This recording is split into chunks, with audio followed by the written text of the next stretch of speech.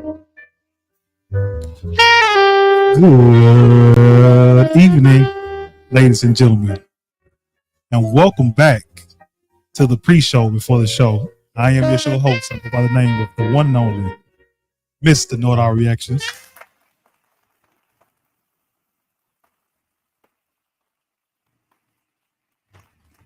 Thank you very much, ladies and gentlemen.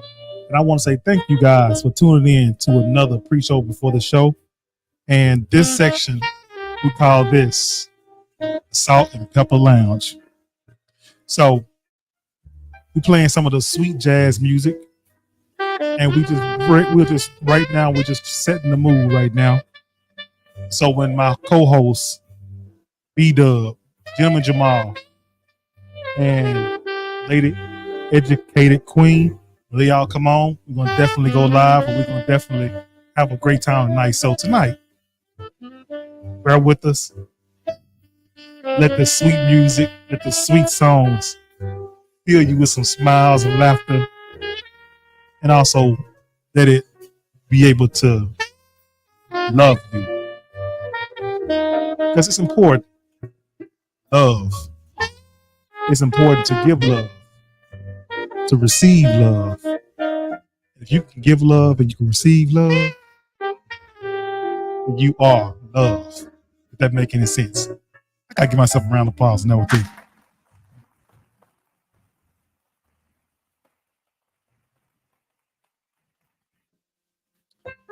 So before we get into some of this content today, and we're gonna definitely have a blast, I want to make sure that all the waiters and the waitresses, make sure that y'all keep those salads cold. Keep that salad glass, the salad bowl cold, and the lettuce crisp. And today on the menu right now, this on me, we doing coconut water with just a hint of mint, and then we got some parsley inside of it as well. And you know what? That is a sweet, nutritious drink. But then for the main entree, we're gonna go with a little bit of lemon salmon with the breaded crust on top of it. It's gonna be seared just right. I know, yes. Charles, in the back. You can take care of it. Thank you. We got some special guests, you guys, right there in the Louis Armstrong section, in the back section there. Say thank you guys, and we appreciate you guys for joining in, tuning in as well. Also, over there, the Nat King Kong corner. Give it up for our special guests over there too. Thank you so much. Appreciate you for the love and support. Appreciate that. And those of you in the front, I want to say thank you guys as well. That this is the section, the John Coltrane section. We're trying to put you right into the sentimental mood. Thank you.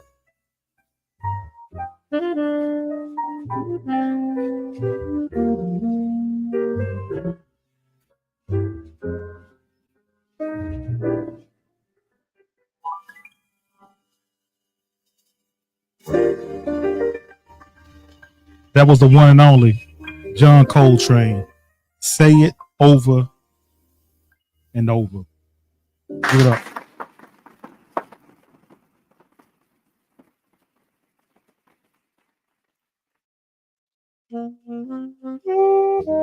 This one coming in is from Stan Getz. Love is here to stay. So, now that we got that out the way, tonight we got a great show for you guys tonight. So we're going to be discussing some really good topics tonight. And again, you guys just kind of tune in, just kind of bear with us. And we'll definitely get started here, okay? So I'm going to go ahead and get the show started up. And the first type of discussion we want to discuss today, and I'm going to go ahead and just, and once B-Dub and Educated Queen and also Gentleman Jamal, once they come on to the show, I'll definitely kind of, get them up to speed with everything. But I want to start out with this. And you guys tell me how you guys feel about it as well. So there was a viral video Let me turn this down. Turn this down. Turn this off. Hold on. Give me a minute. There we go. So there was a viral video of this woman, and she had reserved a party spot for her son. And it looked like the kid was right around 5 or 6 years old or somewhere in that area. I don't know, but it was a kid's birthday party that, she made plans for and she reserved the spot and so on and so forth and whatnot. And you can tell, she had everything set up. It looked like it was a total, maybe, let's just say 10 to 12 kids, because that's what it seemed, that's what it looked like, as far as like when you see that the table and everything's prepared and party hats. I mean, everything was immaculate, everything was amazing. But the sad part about it, this whole thing is the mother is there. She invited some people because she was expecting 10, 12 kids to show up at the party. Only people that showed up at the party was the mom and her son. Oh, man. And the mother was more hurt than anything, because when she went live, she definitely discussed how hurt she was. And, she showed us a view of what the party looked like, with this place and everything set out, party hats, no kids. And you can see her son was giving mom a hug because, that's what kids do, man. They love their mother. They don't want to see their parent, especially their mom. They don't want to see their mom hurt. But the son was grabbing the mother and was holding the mother, consoling her, basically saying, look, you and I, this is just how I took it. It was more of just let his mother know that, look, you and I, we can just make the best out of what this is, regardless of all these kids didn't show up. But I'm here, you here. Let's make the best out of it. And that right there is what touched my soul and that what touched my heart, because the mother was super hurt. And when the son grabbed her and just kind of didn't want to let her go, she's hurt, she's crying, and then she got to, saying that she ain't gonna mess with, so many people and so forth and so on. And she started, she was using profanity as well. But to see that, son of hers console his mother during a time like that, that definitely, it was a tearjerker. And I was reading the comments in the comment section. A lot of people was basically showing love to the son and was like, man, although that transpired, it happened to his birthday party, they was like, hey, let's reset it. Let's do a reset on this whole thing. And let's get ready to, we're going to bring family members. We're going to bring this person. We're going to bring that person. Let's do this whole thing. And let's go all out for the young man. And you know what? I'm hoping all that, work out in his favor, because of the son is just stepping up and, consoling his mother like that. But I will say this to that mother and whoever her family members and friends are. And if you guys, I can understand because sometimes life be life, and it does. We all can, attest to that. But if you didn't have nothing to do and this woman, invited you to a special event like that, then that means a whole lot to her. Okay. And if she invites you and you ain't got much going on,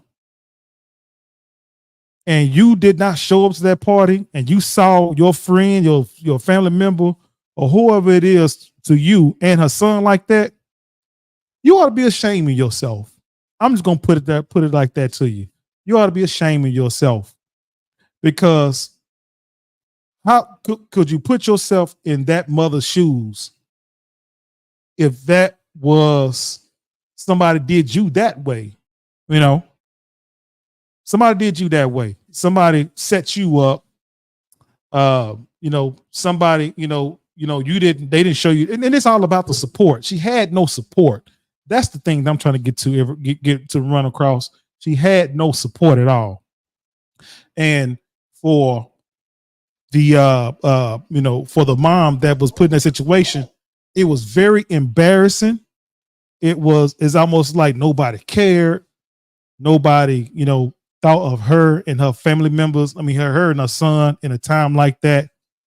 And it was just an all around hurtful thing, whatever not. So it and that definitely bothered me a whole lot.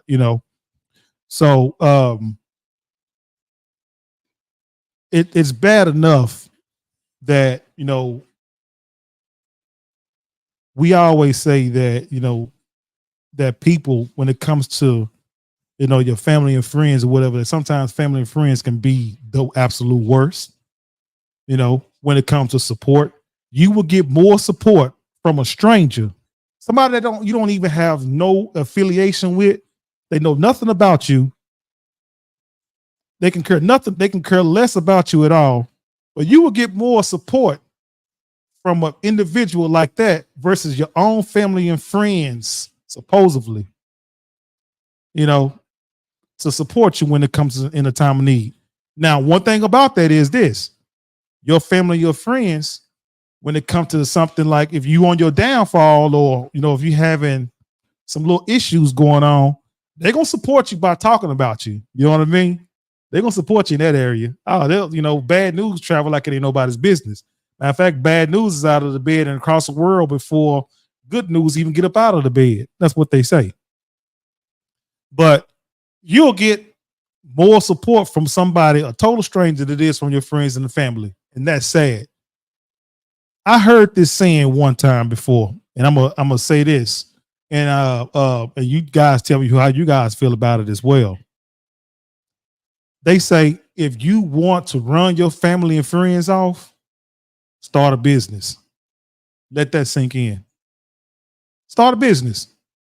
You're gonna see your friends and your family members. Now, for some reason in their mind, they feel that they are that you are making with them supporting you, that you are making them rich for some reason. That's how they feel. A lot of your family and friends feel that way when it comes to supporting you, or supporting your ideal or things you got going on. They feel that you're the reason why they're going up or whatever. That's just what's embedded in a lot of our family and friends, that kind of mindset. But again, like I said, I want you guys' thoughts and opinions about how you guys feel about this situation. And I want to see them in the comment section if you have to go rewatch the show. But I want you guys' thoughts and opinion about this situation that happened at the birthday party. Was the young lady, was the woman, what did she have a right to be upset and mad about the whole birthday party event? How would you guys feel? Would you guys put everything on social media like that as well? Gentleman Jamal, what's going on, my guy? Gentleman Jamal. So I want you guys' thoughts and opinions about it, because like I said, it's that whole situation is sad, and it's definitely hurtful. Ray Robinson, we say thank you for tuning in, and thank you for joining the show as well. Appreciate that so much. But anyway, I want you guys' thoughts and opinions about it, and we're gonna get ready to start the show.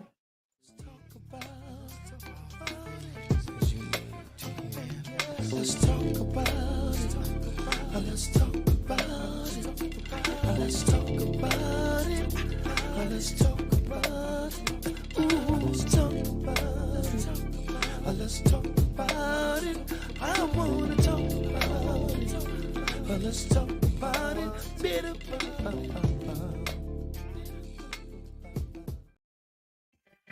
Corsicana, Texas. What's up, Dallas Fort Worth? What's up, Houston, Texas? Welcome back to another episode of the Brandon Coles Podcast. We are your show hosts. I'll go by the name of Mr. North. Our reaction. Give it up. I think you have my guy. He's one and only.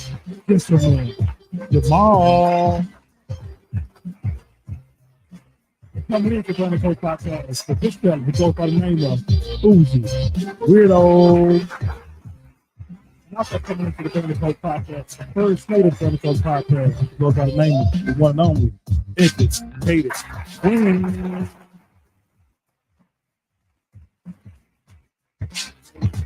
So we are the Brandon Coast Podcast. Here's what we have: fire interviews, hot topic, branding questions, serious conversations, and we say what needs to be said on this show. Thank you, thank you, thank you. Thank you guys for tuning in. And guess what? This is the 100th episode of the Brandon Coast Podcast. We got to give a round of applause on that one. Round of applause for that one. 100th episode. This is the 100th episode of Brandon Cole's podcast. But before we get to all that, and before we get into this content we got going on, we definitely got to make sure that we lay the ground rules first, all right? Because that's how we do, and that's what we always do, all right? So we do have a comment section. If you want to comment on the show, you can definitely comment. You can put your comment in the comment section, and we'll bring it on, and we'll read it out loud. And, we can we'll go about it that way. If we can get to it now, I promise you, we'll try to definitely get to it. We'll put it on there. We definitely will. But forgive us if we don't read it out. All right. Now, if you want to come on to the show, definitely we have 2 streaming platforms available. We got the Brandon Coles podcast on YouTube platform, and we also have a Facebook StreamYard platform available as well. So you can come on, give your shout outs, and we can definitely bring you on so you can do all that or whatever, man. And that's going to definitely work with us. All right. So now that is being said, that the smoke is clear and the dust is settled, gentleman Jamal. Man, we back, man. It's the 100th episode, my brother. 100th episode of doing this. What's your thoughts about it, man? That's dope, man. That's dope. Time flies, man. Time flies. We're having fun, man. It's good to be here. I was trying to new mic set up. Some more time with it. I switched back to my old, so hopefully y'all can hear me. You can hear me? Yeah, we can hear you very well. Yeah. Okay. Well, I went back to my old one because anyway, but I'm here. Happy 100 to you, EQ, Bougie. Right. I'm sure they'll come in when they can come in. Yep. But I'm happy to be here. Whether it's been what it's been, rain, sun. You know how it is in Texas. But right. I ain't complaining because when them 100 and hell days come, I ain't gonna say nothing about it. So man, that Texas heat, brother. Like, man, we scratching the surface. We scratching the surface with this Texas heat, man. And I'm like, we've been getting a lot of rain, so a lot of people complain about the rain. I'm like, I ain't gonna complain because, like I said, when 100 and hell come, we're gonna be missing this rain. So my lawn is green. It ain't it's no brown spots. There ain't no brown spots in it right now, so I ain't gonna complain too much. Right, man. I hear you, man. You ain't do no good complain about it at all, man. Hey, you know what? Another thing, man, with this heat that's coming up, man, you know what? If you could, man, crack your windows in your car, you got to find ways to make sure that, especially you're going to be traveling or whatever, man, because you know how this Texas heat is, man, to try to keep your car cool as possible, man. Because, man, a lot of, some people's vehicles, be super hot. Interior get all destroyed, cracked up, you name it, man. It's a never ending thing that's going on with the weather here in Texas. But like I said, man, sometimes you used to it by now, though. Yeah, but man, sometimes this heat is kind of it's unbearable, man. You know what I mean? I'm saying not used to the heat because you can never get used to being set on fire. Yeah. But what I'm saying is the heat as like you should know the prep work. Like if you ride around in a car with no tent and no AC, Texas, you in trouble. Yep. You big trouble. You in trouble. Yeah, you in trouble. Yep.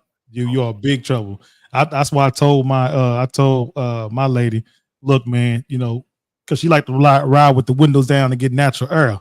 Man, you can't do that. You can do that in New York, but you can't come to Texas with that, man. Yeah, shoes now, man. You gotta have AC here. Just the bottom line. Hot air. Man, you let all this cool air out of here, man. We can't have that. You know what I mean? Yeah, can't you have that? And then you got AC coming, but you got the hot air coming in. It's suffocating the AC. You might well cut the AC off, go out the window down. Man, tell me about it, man. Yeah, tell me about it. So shout out to Ray. Shout out, thank you. Yeah, Ray. She said it's the 100th episode. Yes, ma'am. Ray's been there from the beginning. Appreciate you, Ray. Ray, thank you for the love. Matter of fact, let's give her a round of applause on that, Ray. Thank you so much. It looks like B Dub. He said he's not going to make the show tonight, but we're going to definitely give B Dub a shout out to you. Appreciate you, B Dub. We know you definitely want to be here. And also, congratulations to B Dub. He got a new one on the way. He got a baby boy. And you know how B Dub, man. We definitely say congratulations to you, brother. And we wish you all the best blessings and everything coming your way. And I know you're proud pappy over there. The proud pappy. But so, you know, I'm still team FTK, but salute to my dude.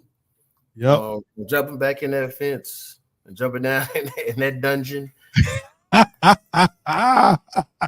FTK, no. Thank you, Miss Launisha. Miss Launisha, appreciate you for joining in. Appreciate you. Thank you for the love and support. Happy 100. Yep. Thank you. Yep. So blessings. Blessing upon blessings. So how we gonna do this episode tonight? Because B Dub is not here to actually put the videos on or whatever. So we're gonna have to give you guys some description and discussion of what it is that we're talking about. So hopefully this setup that we got going on will work, and you guys can kind of picture what we got to say when we saying what topic we're gonna be discussing about. Or let them call up and maybe they want to talk about something. Man, tell me about it. Well, but here's the thing though, G man, we got some great topics we can discuss. You know what I'm saying? So that's not gonna be a problem at all. You know what I mean? So we can definitely go with it. All right. So all right. So the first topic of discussion we're gonna discuss, Father's Day is right around the corner. Happy Father's Day to all the fathers out there. But this video that went viral is a man. He's in the garage with his son. All right. Now, his son is really upset and pissed off because he does not want to be at his father's house. All right. Now, the father is on live recording, and he's telling everybody, look, my son is in the house. My son told me he don't want to be with me here at my house, that he's bored. He don't want to be here. And he wants to be, he said he hated his father's house, and he wants to be with his mother, and he was like, I've been in, the son said that he's been in the house for 2 days, and it seemed like a week because he does not want to be in his father's house. And you can hear the man on the man that was talking to his son and to the public as well. He was saying, hey, with my son's behavior like this is because his mama may have or may have not, but he said may have said something or contributed to his son's behavior. G-Man, what do you think about that, my guy, with the son being like that? Is the father, first of all, is the father wrong for, addressing a situation like that with his son? We'll start right there. Well, first of all, shout out to the father, like you said, Father's Day is coming up. Fathers, very, very undervalued, very, very, very underappreciated. We're used to it. Restaurants going to be sold out. For mothers, fathers, we get a bottle of hand sanitizer, maybe a pair of socks. That's okay. We used to it. And you get to go Chick-fil-A on a Sunday, huh? Yeah. That's what we get. Like you get on the grill. See, mothers, they get taken out, and fathers get on the grill and cook us. We have to work on Father's Day. But shout out to all the fathers. Right on. Well, I mean, we all know that sometimes, especially when the mom and dad aren't together, that sometimes moms will kind of poison the attitude of the child against the father sometimes. Mm-hmm. Right? There's a term called son husbands, where sometimes the mothers will make the son their man, kind of de facto in a way, not in the kind of creepy way, but you know what I'm saying. And the mom, you see, if sometimes they see the daddy and the kid, right? The daddy, maybe you see him in the kid. It's a plethora of reasons why sometimes that happens. Not all, so don't say, all women are not like that. We know. We're not saying all of y'all, but some of y'all in this case. And daughters kind of tend to be closer to their fathers. Boys sort of tend to be closer to their mother, especially at certain ages. Yeah. Right. Your daddy's girl, you're a mama's boy. That's just a thing. Right. So I don't, I didn't see the entire video, so I won't speak on exactly that. But as a as a son too, I was a mama's boy, and I have daughters. So I can speak to the fact of, okay, that's a real thing. Yeah. Fathers, we kind of used to it. We just get the bad end of the stick a lot of times, especially when it comes to holidays and all of that. But we can't trip over that. We stay involved, we stay focused, we do our job. It's a thankless job sometimes, but it's a job nonetheless. And you just do your job, whatever that position is. Some of us, let me see, as Ray said, disciplinarian. Father, listen, with a boy, fathers are going to treat their sons differently than they do their daughters. That's a real thing. Yeah, it is a real thing. Daughters, it's a different thing, right? Yep. Both of them have their advantages and disadvantages. There is a double standard. If you got boys, maybe they get to stay out a little longer. Because the level of danger is not the same with a daughter. Right. Yeah. But also, you're not going to spoil your sons like that. Daughters, they get everything they want. You can't say no to them. Boy, you say no 9 out of 10 times. So it's a double standard, but it works both ways. So I'll land my plane right there. But when I saw the video, G-Man, and what I got from that video, and this is what registered me when I saw that. It doesn't matter if the we just say child. When I say child, we just say boy and a girl.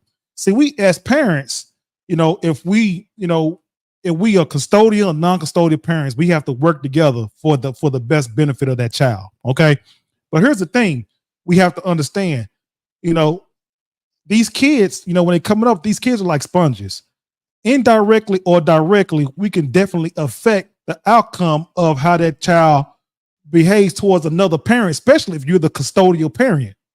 You see what I'm saying? You can definitely, if you say something to that child directly or indirectly, especially if it's negative towards the other parent, they're going to feed off that energy. You see what I'm saying? They're going to feed off that energy and they're going to treat the other parent off of things that you said or things that they heard. And to me personally, I don't think that's that's not the move. That's not the game plan when it comes to raising kids or whatnot. Because, like I said, these kids are sponges. They hear exactly what's going on and what's being said. And like I said, it affects a whole lot of people at the end of the day. But, I'm a firm believer that when it comes to adult conversations, because I've seen this happen a whole lot. A lot of times adults, if adults are having a conversation, discussing things, especially about the opposite person, and if it's a negative spot or whatnot, kids should not be hearing that type of conversation, man. You know what I'm saying? We shouldn't be hearing that at all, bro. And and the reason why that situation registered in my heart, in my spirit, or whatever, because I've had an experience with that situation as well myself. You see what I'm saying? And as a father, you are as a father, it's like that's a stumbling block that you have to find ways to try to work around it, but you do the best that you can with that situation, and hopefully that the kid starts maturing and getting older, that child can, shed that type of feeling that he felt for his parent, if that make any sense, G-Man.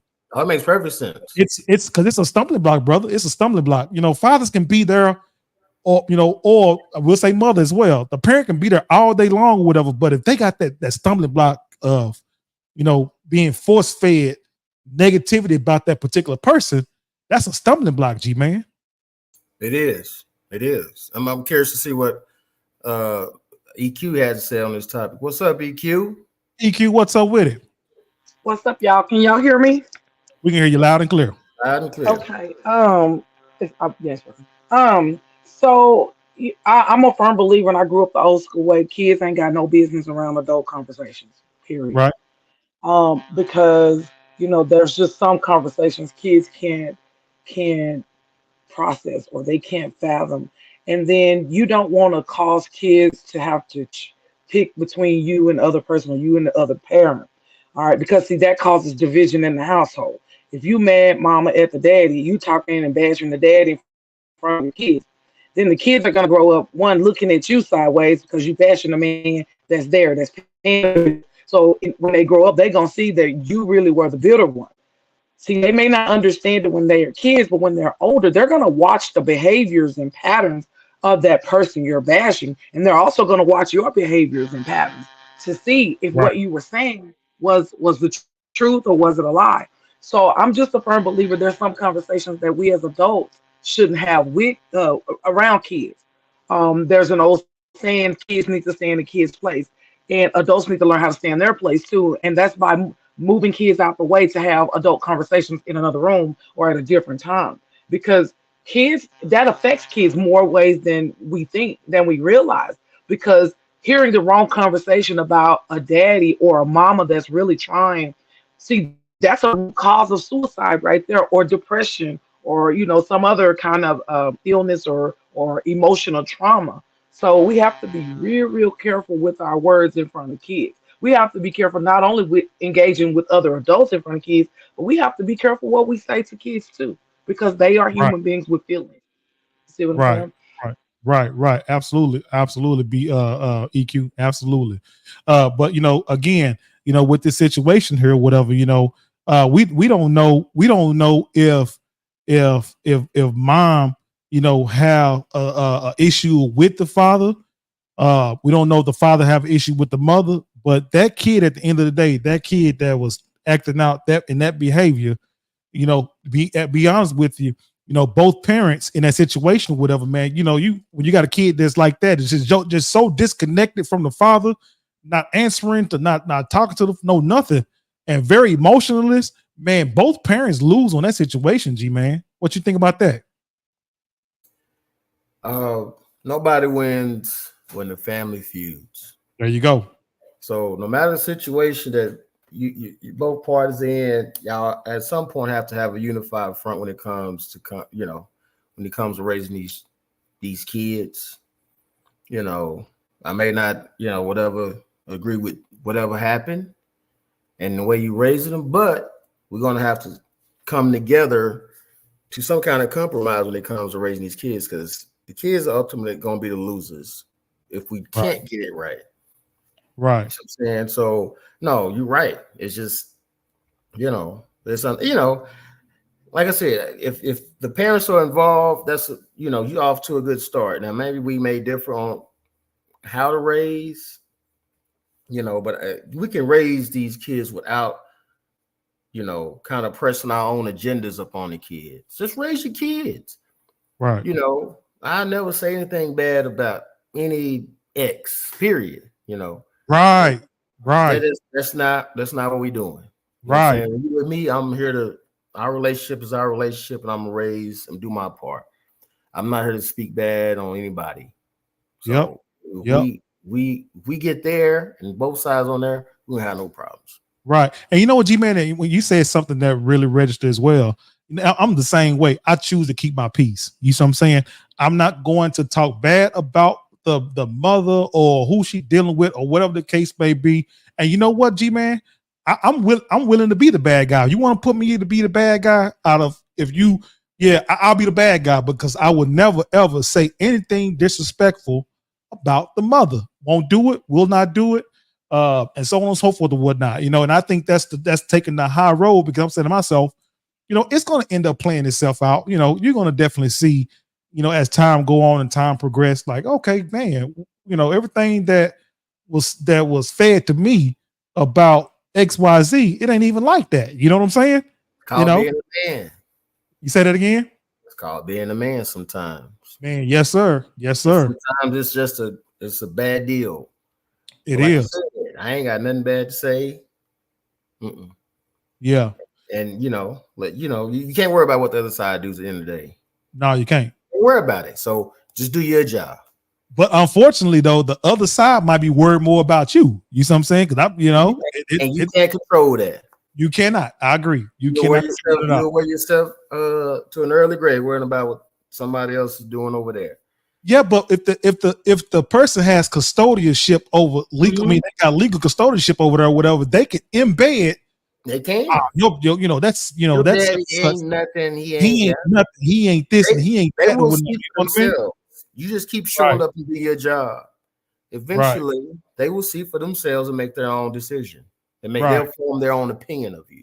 Right. The kids, they don't know any better. No, they don't. Come adolescent, they come, as they go through it, they'll form their own opinion. They're like, well, I hear what you're saying, but when I'm with Dad, it's all good. It's all, and they'll know, like, dang, he don't never say nothing bad about you. Yeah. Yeah. They'll pick it up, They'll pick it up over time. And at the end of the day, you can't worry about it. Just keep keep showing up, keep being positive, and doing the best you can. Everything else will take care of itself. Yep. And another thing, and to add to that as well, as time goes by, you're not the same person that you was a year ago, 5 years ago, 10 years ago. You start, maturing and you having a maturation going on. You start, maturing and getting wiser and wise, whatever. So you're not the same. So you're basically going off or judging that individual off of 5-10 years that person not even the same anymore. You see what I'm saying? You way past that. And they holding what you've done because they created this narrative or created how you were 5-10 years ago, and you're not even the same like that no more. But you know what I mean? And they will judge you based off of how you treated them. You can have your opinion on how I treated you in a relationship. That has nothing to do with how I treat my children. Right. Absolutely. That's totally separate. Absolutely. And I think once we need to keep it that way. Maybe I wasn't a good, partner. Maybe I wasn't a good husband. Maybe I wasn't a good boyfriend. Whatever it was, whatever your situation is. Yeah. Maybe you're not perfect. No one is. Yeah. You can never tell me I wasn't a good father. Right. But it's funny though, but they'll bring up your dirt, but you done did dirt too. You see what I'm saying? The person that's doing all the talking did dirt. You know what I mean? Everybody, when you're young, man, but see, that's the whole thing. We can, eye for an eye, leave both parties blind. And I'm not trying to make the other party my enemy because my child has to be over there. So I'm not trying to create a toxic environment and sully the name of, because to what Ray said, you must be careful you choose to have children with. Well, at the time, it seemed like a good idea, right? There's no crystal ball to say, hey, if you do this, this is the outcome. Once you have the children are here, we're going to have to do the best we can. As men, shout out to the fathers as we come into Father's Day. Fathers, don't concern yourself with what the other side does. Be a father, show up, be consistent, and do your job. Right. And again, I choose. Now, I have no problem with the guy who says I'm going to shoot the same shots or dig her like she did to me. I have no problem with that. I choose not to do it because it's not beneficial to the child. And if we both are focused on what's best for the child, then both sides will stop the foolishness. Right. Absolutely. Because that's exactly what it is, a bunch of foolishness. All right. Well, you know what? Like I said, happy Father's Day again. We can't stress that enough. And we hope that brother that brother that's raising his son, hopefully everything work out with him and his son, and they get to mend that relationship, and that son get that anger, whatever it is going on with him that's bothering him. Hopefully that gets taken, he gets freed of that. And so that way he can continue to have a relationship with his father, because the father and son relationship is nothing more important and nothing more, proud than that, having that relationship there. All right. Well, so this next topic of discussion, we're going to talk about Fluffy's Chicken in Cedar Hill, Texas. Wow. So this is another story that went viral as well. Fluffy's Chicken. There was a young lady who went inside Fluffy's Chicken to go and grab some food, place her order, and she paid her money and everything. Well, when she said in the article that she felt somebody staring at her. And what she was wearing, she had on clothes, she had on her shirt, she had on some tight shorts for what they said, and the tight shorts, she had on shoes. So the owner of the Fluffy's Chicken, or he's the manager or somebody that represented Fluffy's Chicken, told the woman that she was dressed inappropriate to be at Fluffy's Chicken ordering food, and they told her to wait outside. They're gonna bring her food to her. So the woman said, "No, you know what? I'm gonna take my business somewhere else. Give me back my money," and so on and so forth, which raised a lot of eyebrows in the Cedar Hill community about Fluffy's Chicken. Well, it comes to find out that the person that's representing Fluffy's Chicken, his issue was that the woman had these shorts on that was causing distraction. Her butt cheeks is hanging out of the shorts, and it caused a distraction. And he's pissed, and he didn't want her in the store because he didn't want that type of, distraction, or he didn't want the woman inside the store because of in his mind she was dressed inappropriate. G-Man, EQ, what's your guys' thoughts about that particular story? EQ, go ahead. I think EQ's having some technical. Okay. Yeah. So before we move on, just hit the comments. We go ahead and comment section real quick. Lanisha Seringa, she says, "I just gave my cousin advice about co-parenting. Focus on what's best for the child and don't worry about what the other parent is doing." Absolutely. And then Ray, she says, "Father's Day is every day. This weekend is for the MIA Houdini disappearing ass dads. They show up and post on Facebook, 'I got my kids.' I'm just saying." Yeah, there's a whole lot of that going on too. Thank y'all for the comments. Shout out. Yep. Now back. Okay, so I didn't see the outfit that what she was wearing. You know me, I wanted to see the outfit. That's important. You want to see.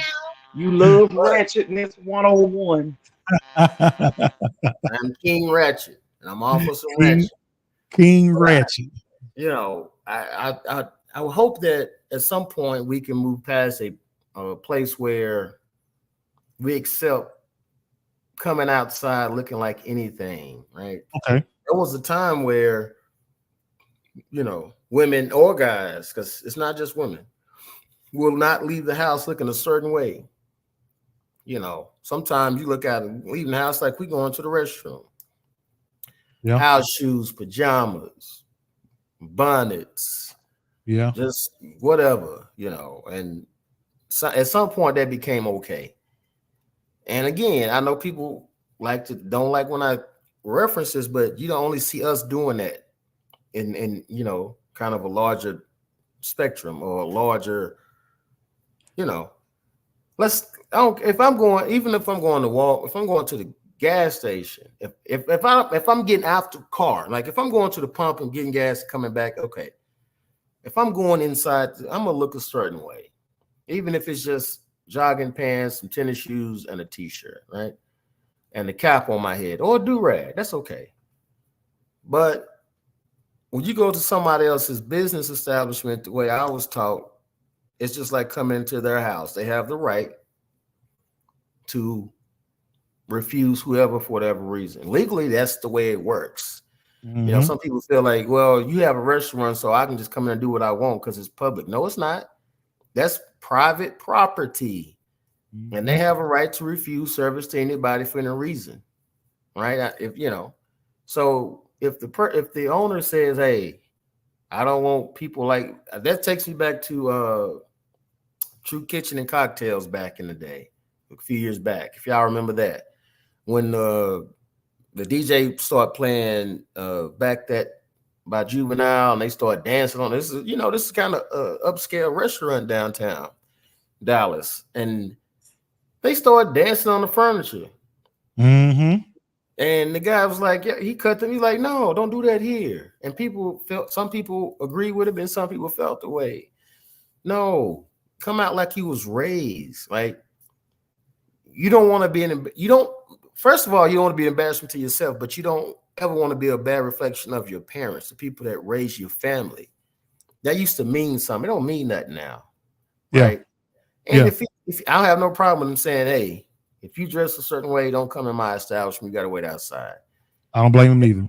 And if you got a problem with it, then don't go there. Or come out like you got some sense, like you were raised. Right. You know, you just can't say you can do what you want to do because you want to do it. No, it's his spot. That's his house. That's his domain. He runs that their property.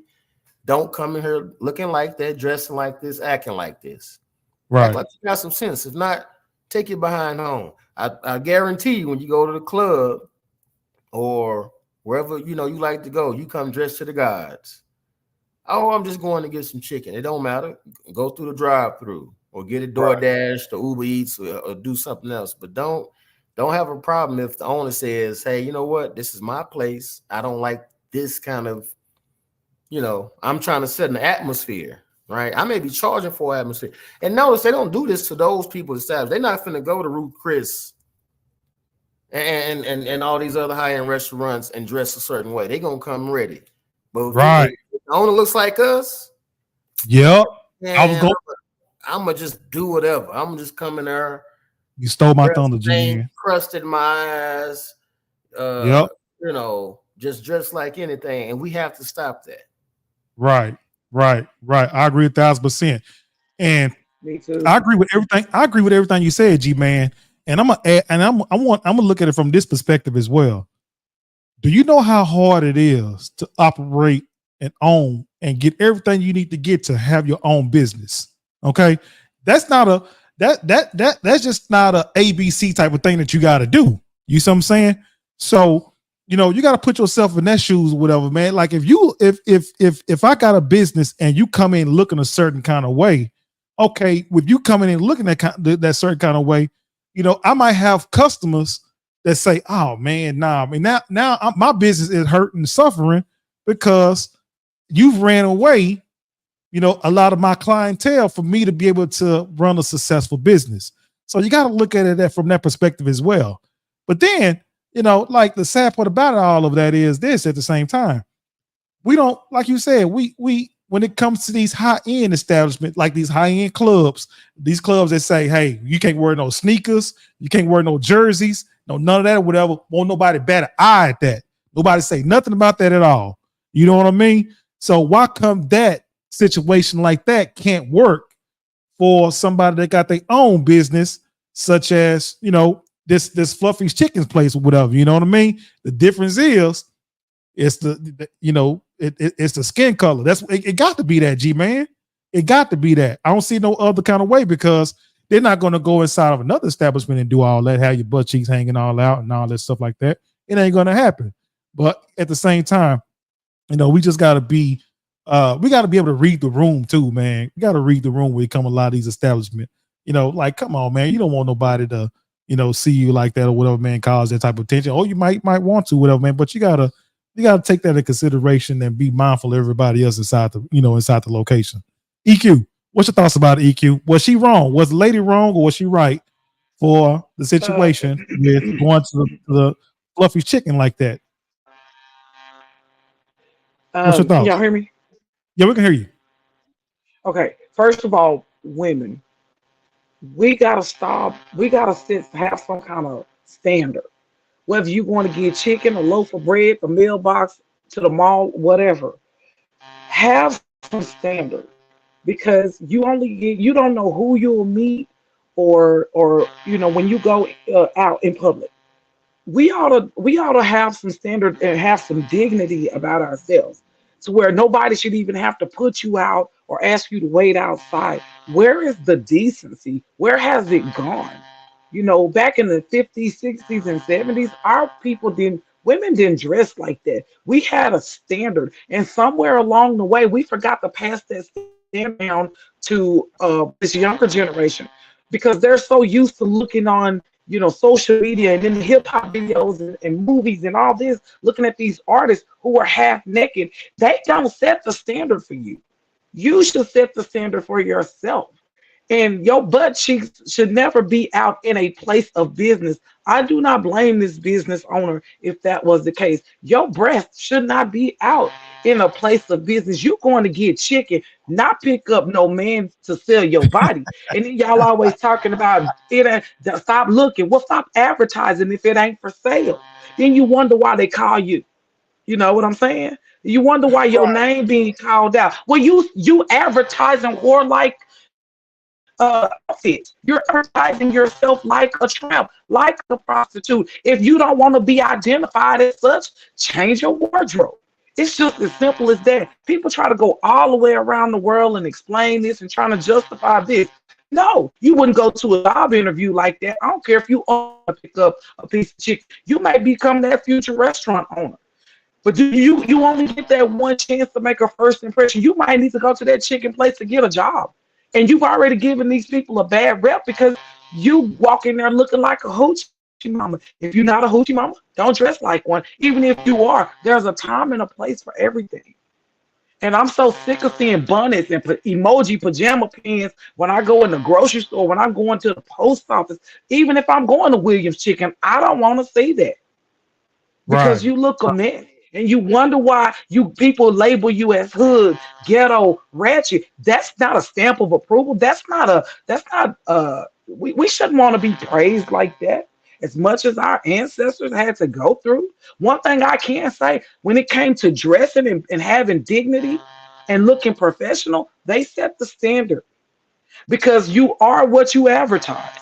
And that's just how I see it. So kudos to that restaurant owner. I don't blame you. People have standards in their places of business. You don't know who these business owners are at meeting for lunch or having to visit their establishment. This may have been on a day where they may have met with another CEO of another business and had to talk business or whatever. See, people don't think like that. Or they may have had some type of prestigious person or some kind of dignitary coming to their establishment on that day. But you in there giving this place a bad reputation because you got your cheeks all out because you too lazy to put on some clothes. So good job, and I wish more restaurants will follow suit and file your discrimination lawsuit. These people got the right to refuse service to you because you're not dressed properly. Right. That man didn't cuss her out. That man didn't say nothing disrespectful. He did nothing like that whatsoever. He just said, "Hey, step outside. We'll bring your food to you." He said, "We will bring your food to you." And that woman got upset, angry, and brought the receipt back. "Give me my money. Here's your money. Then here you go. I'm gonna refuse." If she got her money back, she probably didn't have enough money to pay for it anyway. She probably should have never went. Cook at home next time. Go buy you a case of noodles. I don't know what to tell you. Yeah, and he could have gave her the chicken for free. Say, "Here you go, but you just don't come back. I don't even want your service back." But I'm with you, EQ. I don't have no problem with what the guy did. Like I said, from what I read, the guy wasn't disrespectful. He didn't say nothing out the way. He just said, "Hey, look, I'm gonna refuse your service." And he got the right to do that. So if you guys going over there trying to boycott or whatever, shame on y'all. Leave that man alone over there, Fluffy's Chicken. Matter of fact, I'm gonna go look up I'm gonna go research the address myself, and I'm gonna give me some Fluffy's Chicken and 3-piece and the fries and a biscuit and some mashed potatoes for $9.99, and I'm gonna have myself a field day when I go out to Cedar Hill and go give me some Fluffy's Chicken. So y'all go get y'all some Fluffy's Chicken. You wanted some chicken anyway. Chicken looking. I'm gonna get some fluffy chicken. Get you some fluffy chicken. Shout out to Mrs. C. Jones Tubbs. Thank you for the comment. Yes. Janet Robinson, thank you for Janet Robinson, that's my baby. She don't know it yet. Shout out to my so crazy. So this next subject discussion we're going to talk about now. They're saying that the KKK is alive and well, but they're not wearing the KKK hoodies. They are inside the work areas in corporate America. So there's this white lady. She was saying that she was applying for a job that she really wanted at a doctor's office, being in the front as the clerical person in the front of the doctor's office. She said she really wanted this job really bad. She said that she got herself prepared for it, and she said she, got herself dressed up and she's getting ready to do the interview. Well, before she was in the waiting room to do an interview, but she said there was a black woman, very well put together, very well dressed. She was very educated. She spoke very well.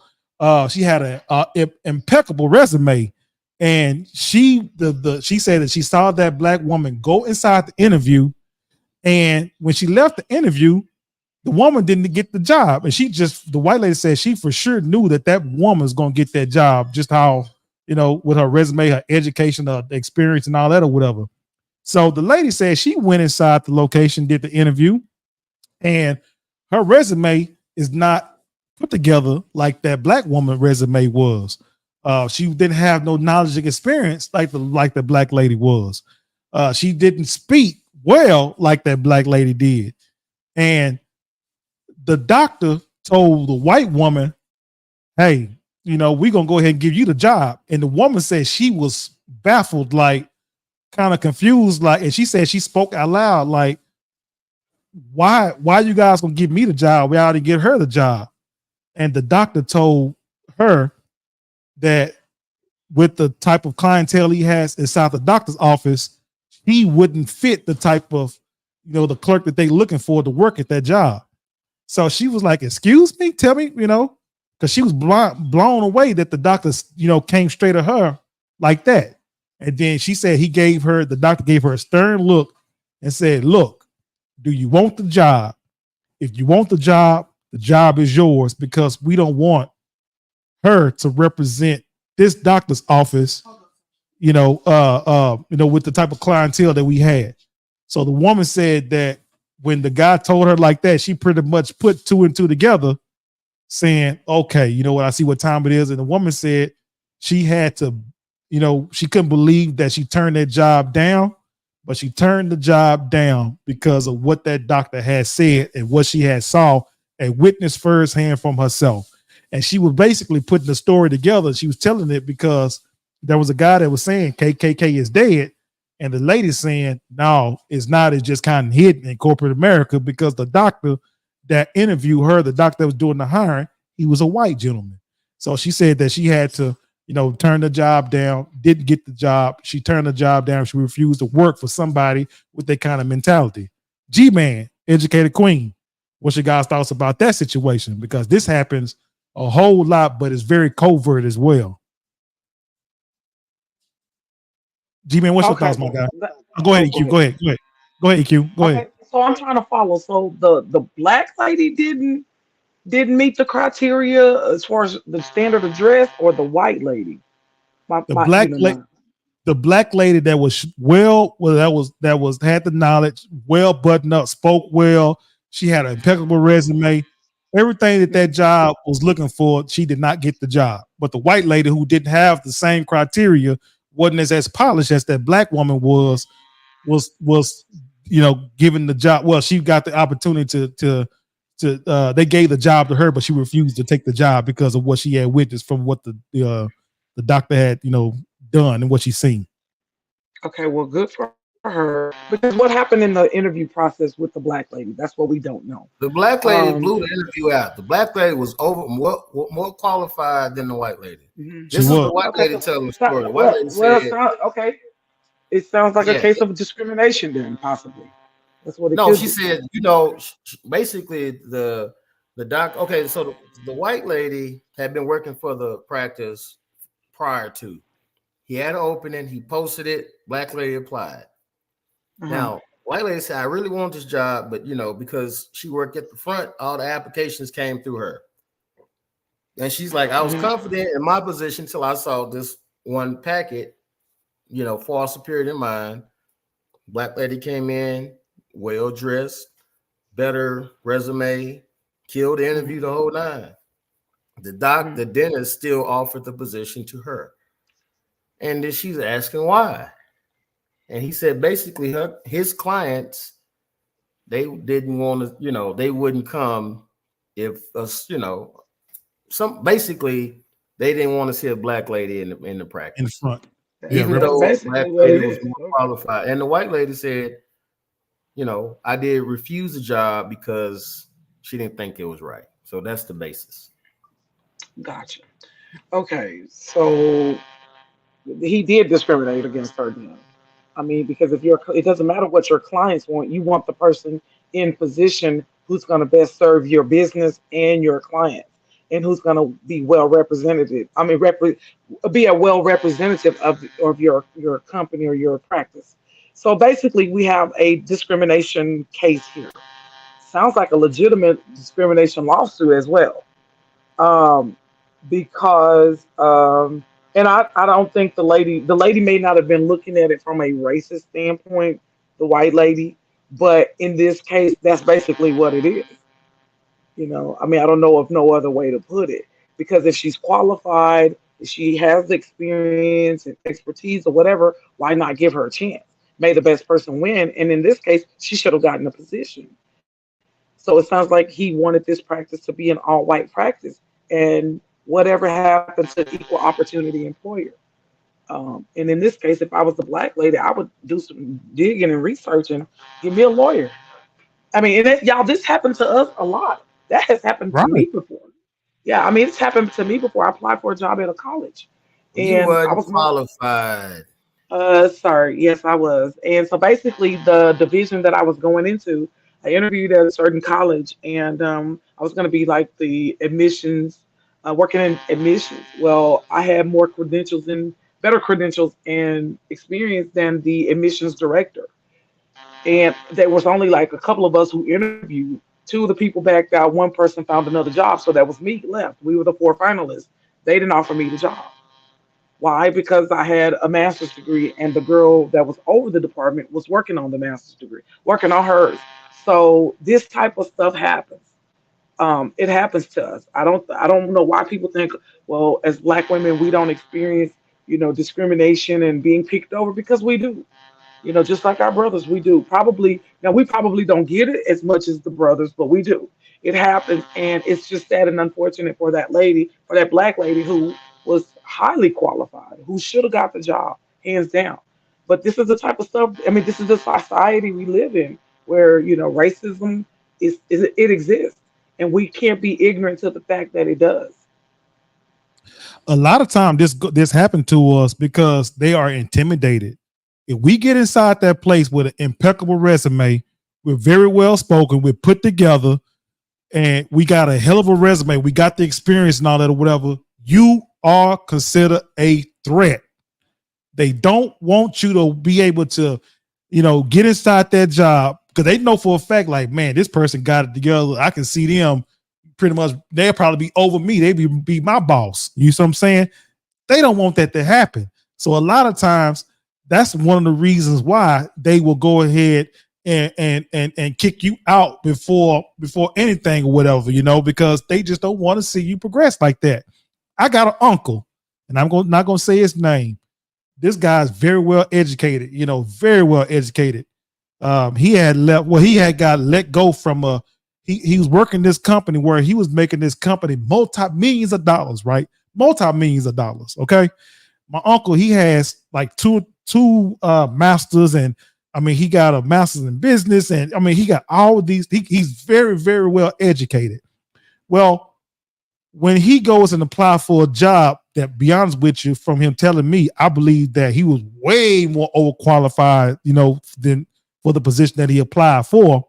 When he went to the interview with with this particular company, they aware that who he is and how much money he's made. And the guy that was interviewing my uncle, white man, he looked at my uncle and he was like, "Oh," and this is exactly what he said. "Oh hell no!" He looked at his resume. "Oh hell no! You'll take my job. That's why we're not gonna hire you. You'll take my job with the qualifications, with the knowledge you've had, with making this other company millions of dollars who laid you off. I can't, you'll take my job, and I'm not gonna let that happen." So, like I said, a lot of times these companies they are very intimidated by us because they see something in us. They be like, "Man, this guy here can come in and blow the roof off this place and show me up. I ain't gonna let that happen." G man, what's your thoughts, my guy? EQ, what's your thoughts, my EQ? What you think about that? A lot of times they don't want you to show up. That's the reason why they won't have you at these jobs. Go ahead. That's blatant discrimination. That's blatant discrimination. What he said to your uncle. I would have slapped a lawsuit on him so quickly because I mean I posed a threat to you, but what does that have to do with me? Who says I'm gonna take your job? There's no guarantee you guys are gonna promote me because a lot of times in our minds when we go in these job interviews and we're looking for a job, we thinking about feeding our families, taking care of our bills, taking care of ourselves. We're not thinking about going in there taking somebody else's position. That's most of the time that's not our train of thought. I can guarantee you they are the ones who are feeling intimidated. Oh well, and see that's because that's what happened to me. But in my mind, I needed a job. I had got laid off from another job. I need a job. I got a kid to take care of. I got bills to pay. That's how most of us go in job interviews thinking. We don't go in there thinking, oh, well, I'm going to take your job. And I can't help what's on my resume. I've worked hard to make my resume look the way it looks. So if mine is more polished than yours, then so be it. Who's to say just because I have the credentials or I have the experience that I'm better at the job than you are? I can learn something from you. You can learn something from me. See, that's how I look at it. But everybody's different. But if I was your uncle, man, I would have sued him. Because they would have definitely done it to him if he'd have said that to them. Most definitely. G-Man, what's your thoughts about everything, my guy? There's a saying, we have to run faster, jump higher, et cetera, right? That's just been the story of our lives. And, especially in the professional space, the higher you try to go, the more that rings true, unfortunately. I would say this, especially in reference to the story, if you just don't even post the position, if you know what you wanted and you had it in-house, just give her the spot, right? Don't have the sister come out and put her best foot forward, have this impeccable resume, get dressed up, kill the interview just to tell her no, when your quote-unquote clientele did not want it. Didn't want that kind of whatever there. But ultimately what it comes down to is ownership, right? Whenever you're working for somebody else, asking for somebody else for a position, then you're at the mercy of them in a sense, right? Our people seem to always want to play the rules the right way, and they are always playing team ball, right? Man, tell me about it. If you go to any Hispanic dominated establishment, it's going to be what? Dominated by what? Hispanics. Yep. You go to any Asian dominated, it's going to be dominated by who? Hispanics. Mm-hmm. Indian, same thing, right? Only us, we get into this where we have to kind of play the rules the way nobody else, they playing team ball. And that's why we keep losing, right? But we don't own enough. We need to focus more on ownership and then we can control these things. So if there was a sister highly qualified to have a position, then we should have had I think it was a dentist's office or a doctor's office there to hire that sister and to give her a share, a chance. But we go to them begging for an opportunity or a job, then we're at the mercy of them. And they gonna always they gonna play team ball. Yep. So I'm saying, and we need to start doing the same. And I've been saying that, I don't care how it sounds to somebody else, but everybody else does it. They have no shame in it. But somehow, for some reason we do. I don't know why. But they don't. They don't have no problem playing team ball. You get to us and, we got to do this kumbaya. And, when it comes to that, no, we need to, because now that sister did all that and she did not get the position. And that ain't fair to her because she did the work, as EQ said. Even though I think EQ's resume was probably janky or raggedy, I think she probably deserved a fair shot at the position. Oh, I can't stand you.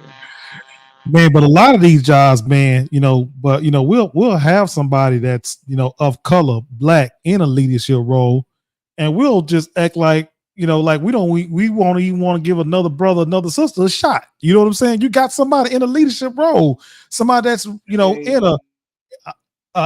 a quote unquote chief role, deputy chief role, or you have somebody, in a manager's role or whatever the case may be, and you'll see somebody look like you and you won't even bat an eye at them. Shame on you for having that kind of mentality. You know what I'm saying, G man, EQ. It's sad, man. Go ahead, G man. Go ahead. I think EQ's about to say something, but I got something to say. But go ahead, EQ.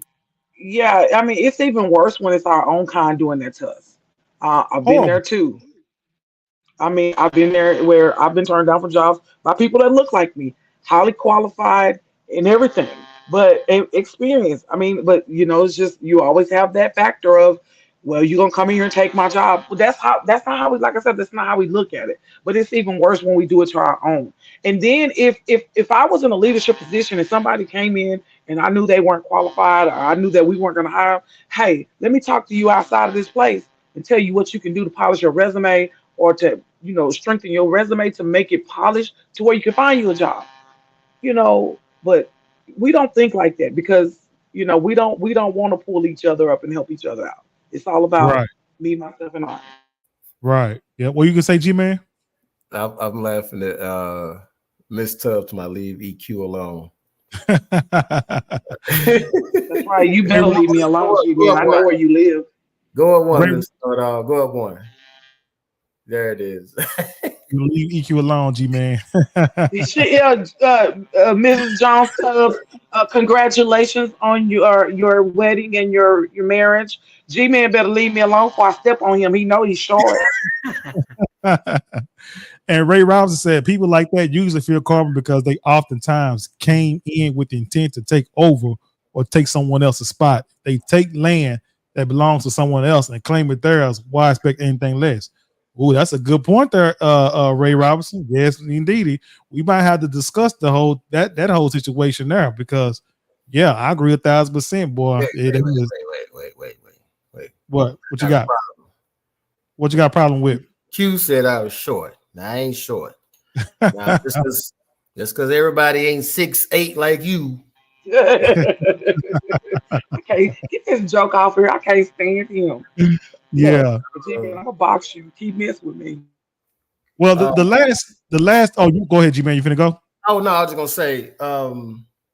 Again, I'm not ever a proponent of just taking somebody just because obviously if you're a business owner, you want to hire the most qualified person. I just believe that our people can come in and be the most qualified, and if they are, then or even if it's a tie, because they're gonna do it, even if it's close, even if it's in your favor, don't give them to it. If they come enough, black people, give your own people a chance because ain't nobody else gonna do it. And I'll land it right there. There you go. Yep. So I definitely agree with everybody. What everybody said here with this particular subject here. And our last conversation topic we're gonna discuss Joe Biden. He's going viral again, Mr. Joe Biden. We call it the Juneteenth parade instead of Juneteenth. Juneteenth parade that's going on. I believe, if I'm not mistaken, I forget what city they were in. But anyway, Joe Biden's at the parade, and he got all the people that's there, celebrating Juneteenth. And if you saw the video how Joe Biden looked and he's around, they for one they had a transgender man that was there, a black man that was there in a dress. You got Kamala Harris, she was there. Joe Biden, he looked like a animatronic puppet at Chuck E. Cheese, the way he was looking and how he's moving around. And then you got these other, there's like a crowd of black people that was there singing and dancing and so on and so forth or whatever. But this is another chess move that they are doing because they know for a fact it's that time of the year for the election. And also they are trying to take off the distraction that Biden's son, he got found guilty for crimes that he committed. You see what I'm saying? So all this stuff is try to keep the left hand behind your back and let you see what the right hand is doing. Because again, like I said, this is just another move that they're doing to try to distract the American people from this election year and take distraction off of. Take the heat off of Joe Biden's son that was charged. He got these drug charges and things like that or whatever. So it's just all the stuff is just coming out with Mr. Joe Biden. But G-Man, with this Juneteenth situation, with this chess piece they doing, they playing on, to me, they just playing on black folks. I've been saying that. That's what they do all the time. What you think about this Joe Biden stuff, man, with him, at the Juneteenth parade? He looks sick, to be honest with you. Listen, let's know it all, y'all need. When they come to black voters, this is what we get. They have these certain celebrities. They bring out Billy Porter. They bring out. Oh man! You know what I'm saying, and put them on the stage. It's a plantation jubilee. When it comes to us, it's a plantation jubilee, brother. They ain't offer us nothing of substance, no tangible. It's like, look at us, we dancing.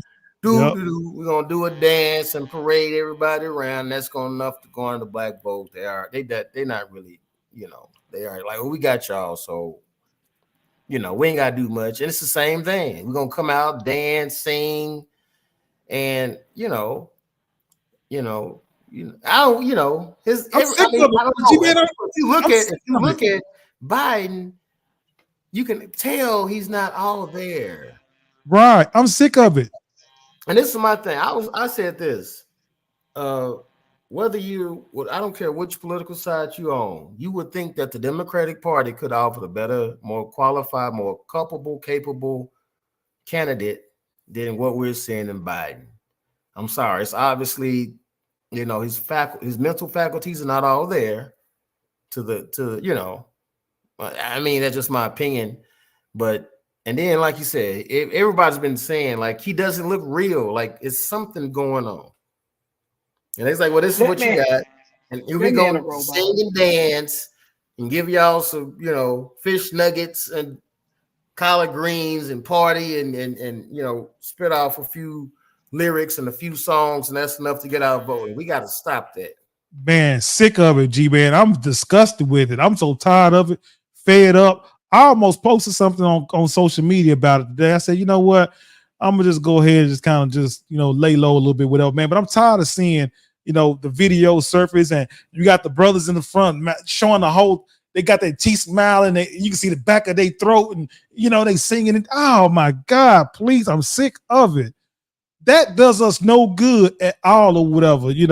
We like you said, G-Man, we out there singing and dancing or whatever, man, and these folks they don't care nothing about our people at all. Point blank, simple.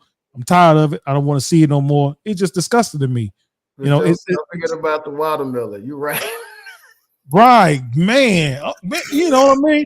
Hey, and they got watermelon juice on the side of their face, man. They don't eat watermelon so good. Oh my God, I'm so sick of them. Yep. Oh, Miss Hattie. It's always a jamboree. Plantation jamboree. I'm sick of it. It is, man. And they get everybody to get their vote. And then next thing you know, you won't see them or hear them until election year the next time. They come up with something else to do. You know what I mean? It's outdated. And it seems like we get worse and worse after we do that. Right. It's like our community and our culture gets worse and worse. Yeah, when they come over here and lie and cheat and everything else just to get votes. Haven't we learned? Haven't we not awakened to the lies, the tricks, and the schemes of these politicians? I mean, I don't get it. I mean, they show us who they are, and then we sit there and be all of these people's face and host them and entertain them in our communities as if they're going to make a difference, and they're not. No, none of these politicians have our best interests at heart. They don't care about our communities, because if so, they would be out doing stuff for our communities. They know we lack resources and funding and everything else in our neighborhoods. They know this. They are not ignorant to the fact, but they are constantly locking up our brothers, gentrifying our neighborhoods, pushing our people out, creating systems for our people to fail, but yet still we don't see it. We have the poorest education systems in our community, and we still don't see it. We have the worst bickering and fighting amongst the churches, and we invite these people to our churches to speak on our behalf who don't give a flying flip about the health care and well-being of our people. When will we wake up to see that these people, whether they got a R on their political stamp, a D or independent, whatever, it does not matter if they a donkey or an elephant. They do not care about us. And it's high time we wake up to see, hey, quit parading in front of Mass and them. Because Right. guess Yep. what? Mass and them gonna hang y'all out to dry. Because I guarantee you, they looking back at these videos trying to figure out who was this one, which one was that. Okay, well, let's Yep. go see what they're doing in their community. They don't care. They see the hoods that they drive through when they go to these people's churches and to these rallies and to these events. They don't care. Do they leave a donation? Heck no, they don't. Stop parading these folks around like they Jesus. Oh, whoa. Hold on, EQ. Because here's the thing. I'm going to tell you, they leave a massive donation, because here's how it works. A lot of people don't understand this neither. So when a lot of these presidents, when they're doing a campaign or whatnot for these positions, for these seats or whatnot, they have to have campaign money that they raise. Who do you think is getting a lot of this campaign money? A lot of times it's a lot of these churches with the 50C3, because the 501c3, that's government funded stuff. You see what I'm saying? A lot of these churches operate up on the 501c3. So that's how they be able to get money in that way. They're using that campaign money to go after these churches, go after these political figures. They're going after influencers. That's a lot of that campaign money go towards. So that way they can, they'll pay these people to go out and recruit a lot of these people to try to get their votes. You see what I'm saying? A lot of people don't know that. They don't understand it work like that. But that campaign money that they raise, they'll say, such and such raised $5 or $6 million worth of campaign money. Well, damn, where did campaign money go? That's where it goes. But a lot of people don't know that. You see what I'm saying? They don't know it goes to like that. That's the reason why you can see during election time, they'll have a official or somebody come and speak at that church, because a lot of times that official that they invited, he done already gave them money already for him to go in there and try to collect votes or whatever. You see what I'm saying? A lot of people don't understand that. They don't know that. What's your thoughts about that, G man? I'm laughing at Miss Jones. I'm just sick of they know how to get us. They'll bring up a rapper, they'll bring up a Kamala, they'll bring her out, put us some Chucks on, and okay, they'll bring up, and then they'll say that's all we need to do. Offer y'all some, cornbread and fish nuggets and get y'all vote, and that's it.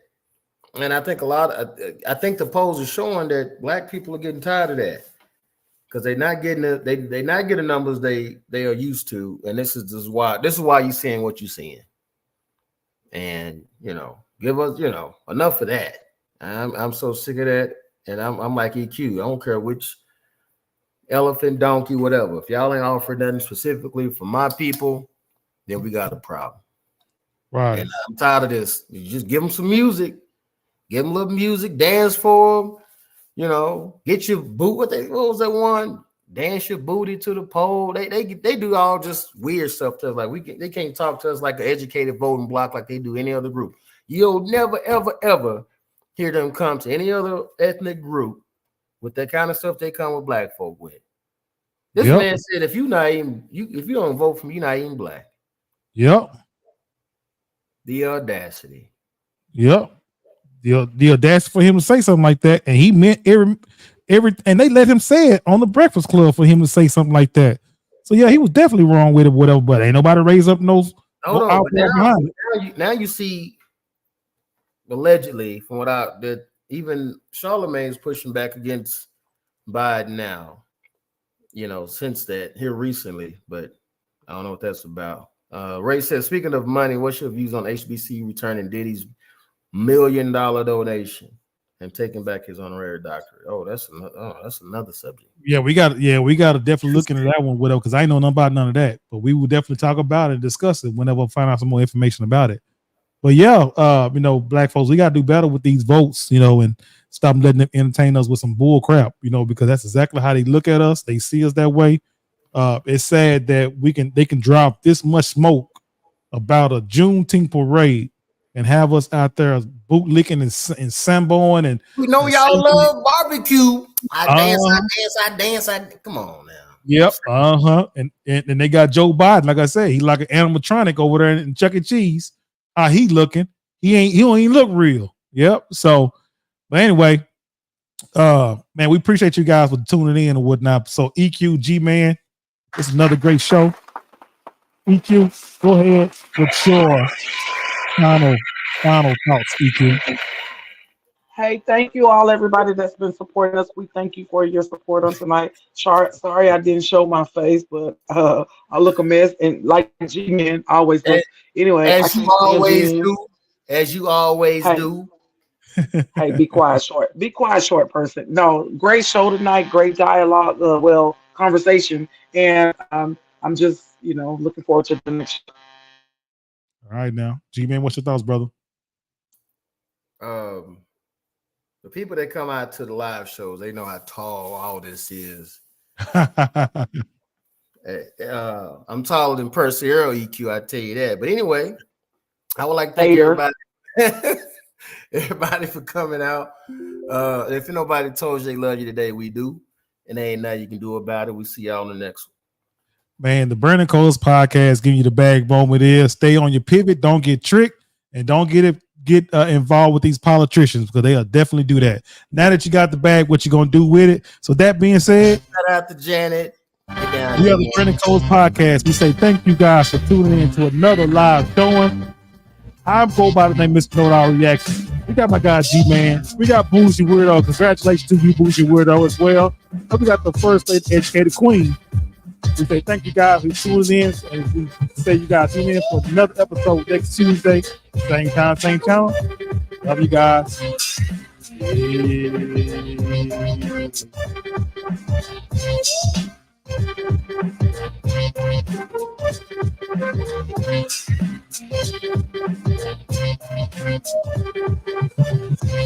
Yeah.